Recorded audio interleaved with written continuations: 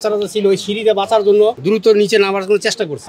সব মামা করে টাকা দিয়ে আমাদেরকে তো জায়গা থাকতে বললে কেন এই আবাসিক এলাকায় সেনাবাহিনী প্রধান যদি এটার হুকুম দিয়ে থাকে তারও বিচার হওয়া উচিত। যখন এখানে দুর্ঘটনাটা ঘটছিল ঘটনার লগে লগে আমাদের দোকান আমরা বন্ধ করে আমরা উদ্ধার কাজে চলে গেছি, ভিতরে এখানে কার্যক্রম চলে আছে। আগামীকালকে আমরা 2টার দিকে দোকান খুলছি। ঘটনা ঘটার পরে আমরা খুবই মর্মান্তিক, কারণ আমার দোকানে সব বাচ্চা কাচ্চা আছে, সবাই আমাদের সঙ্গে পরিচিত। সবাই মামা করে টাকা দিয়ে আমাদেরকে আমরা কী বলবো, বলার কোনো ভাষা নেই আমাদের, যে প্রতিটা মুহূর্তে তার আমাদের সঙ্গে থাকে। এই ধরনের যে একটা ঘটনা ঘটবে আমরা মেনে নিতে পারতেছি না।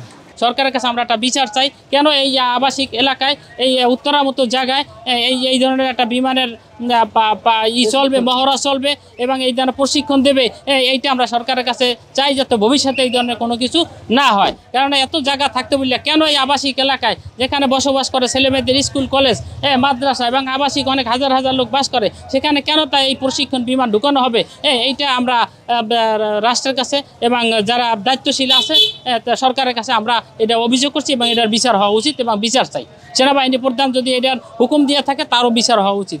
আমরা আইনতভাবে এটার বিচার চাই, যাতে এই নিষ্পাপ শিশুদের জীবন নিয়ে খেলাবেলা হয়ে গেছে এবং যা হয়ে গেছে দুর্ঘটনা, এটা আল্লাহ যেন তাদেরকে বেঁচে নসিব করে এবং ভবিষ্যতে যেন এই জন্য পরিকল্পনা না হয়, এইটা আমরা সরকারের কাছে আপত্তি জানাই, যেন এটা সুষ্ঠু তদন্তের মাধ্যমে এবং যেই সব ছেলেমেয়েরা এখানে হারাইয়া গেছে তাদের সঠিক নির্দেশনা এবং সঠিক হিসাব যেন দিয়ে তাদের ক্ষতিপূরণের জন্য ব্যবস্থা করা হয়। এখানে বাচ্চারা ছিল ওই সিঁড়িতে বাঁচার জন্য দ্রুত নিচে নামার জন্য চেষ্টা করার পরে দেখা যাইতেছে এখানে যে বিমানটা যে নিচে ঢুকছে, এই যে ইয়ে হয়েছে, এটা এখান থেকে ক্ষতিগ্রস্তটা বেশি হয়েছে। আর এখন যেটা দেখতেছি যে এই যে পেট্রোলের গন্ধ আসতেছে, এই যে ভাঙচুর দেখতেছি, এই যে সেটা ভাঙছে, এই সেটা ভাঙছে, এই ভাঙ্গাগুলোর জন্য পরিস্থিতি খুবই ভয়াবহ, অবস্থা খুব খারাপ দেখা যাচ্ছে। আর এখানে মেন গেট আটকে রাখছে, মানুষ তো আসতে পারতেছে না, মানুষ আসলে না মানুষ দেখতে পারতো যে ঘটনাটা কী হয়েছে, কিন্তু তারা তো এটা আটকে রাখছে ওই জায়গায়। সেই সিঁড়িটা এখানে ছিল, যে সিঁড়ির যেহেতু দুই বিল্ডিংটা এই মাথা থেকে এই মাথা তো লাম্ব, ওই পাশে কোনো ক্ষতিগ্রস্ত দেখতেছি না আমরা, যেহেতু এখান থেকে এই পর্যন্ত ক্ষতিগ্রস্ত দেখতেছি।